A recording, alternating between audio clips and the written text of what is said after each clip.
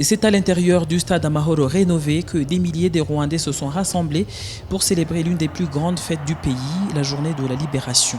Il y a 30 ans, ce bâtiment était plein de blessés, de malades et des gens qui étaient venus y trouver refuge pendant le génocide des Tutsis. Aujourd'hui, dans une toute autre image, les Rwandais sont venus dans ce stade totalement transformé pour célébrer le changement positif rendu possible par cet homme qu'ils admirent, le président de la République, Paul Kagame.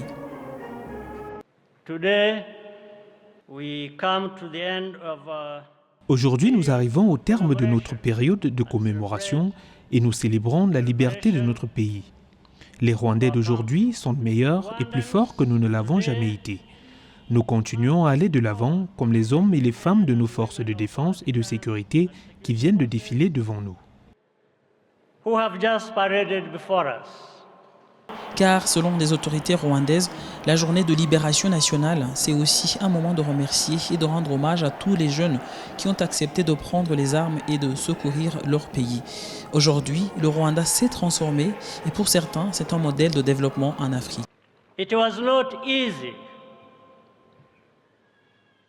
Remaining principled and consistent is hard. Cela n'a pas été facile. Rester fidèle à ses principes et cohérent est difficile, très difficile. Mais le résultat de ces efforts est absolument magnifique. Aujourd'hui, notre politique est fondée sur la responsabilité et l'ambition. C'est un moyen pour nous, les Rwandais, de mener une vie meilleure. La politique n'est plus un moyen pour s'exclure et se nuire mutuellement.